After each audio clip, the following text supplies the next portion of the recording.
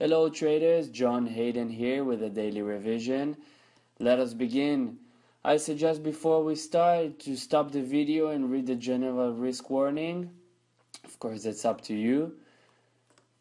Moving on to upcoming events. All events are taking place in GMT hours. I recommend you write the events down in your calendar so you would be able to trade and notice them before and after the announcement. As you can see, we are starting easy this week with one important event which already took place during nighttime and is the GDP of China, or in other words, the measure of China's growing.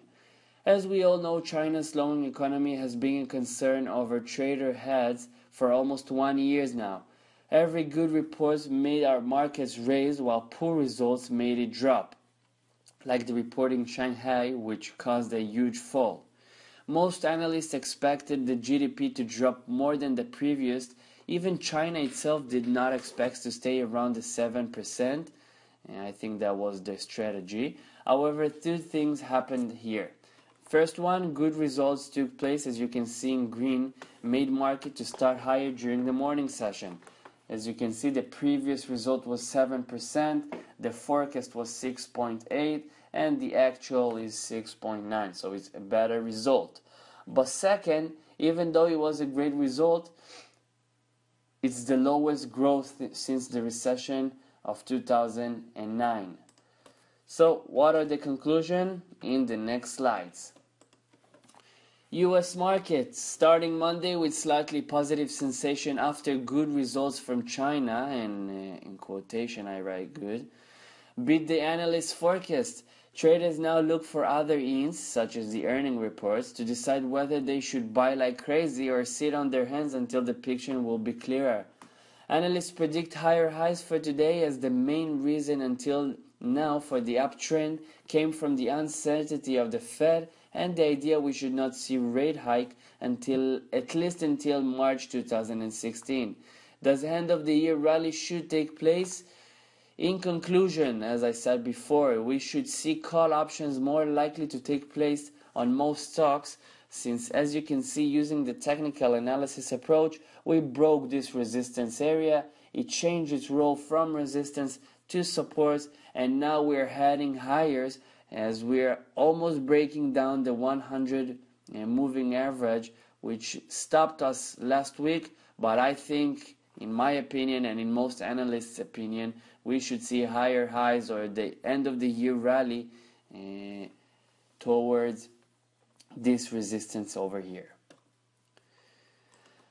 Earning reports. It's important for you guys to know we are still in the middle of the third quarter's report session. This week we expect companies such IBM, Morgan Stanley, which are taking place today by the way, Verizon, Yahoo and more during the week.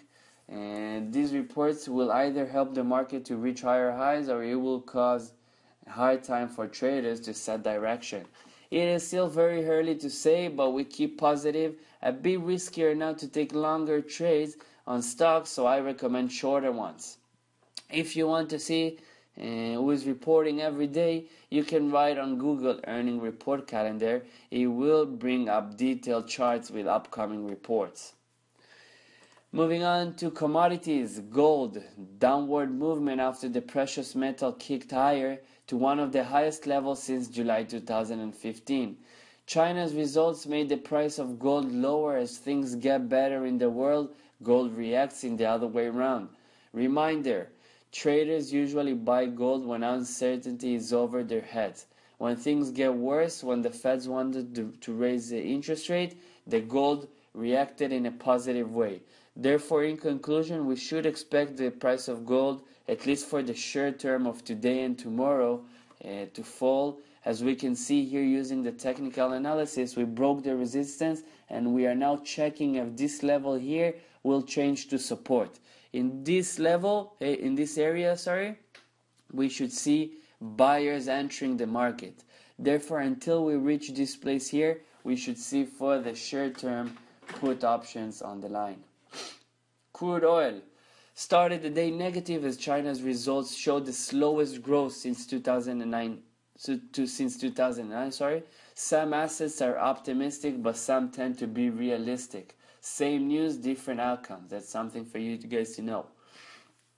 However, in the long run, analysts predict we should see greater price of oil. They said until the end of 2015 we should expect sideways movements for the commodity, but during the first 2 quarters of 2016 the prices of oil should rise due to higher demand. And here you can see that's the crude oil's graph. We broke the trend line here, we checked, and it's now support area. It changed its road to a support area, and we should head higher in prices of oil. That's it for today. Hopefully it was useful, and I'll see you again tomorrow.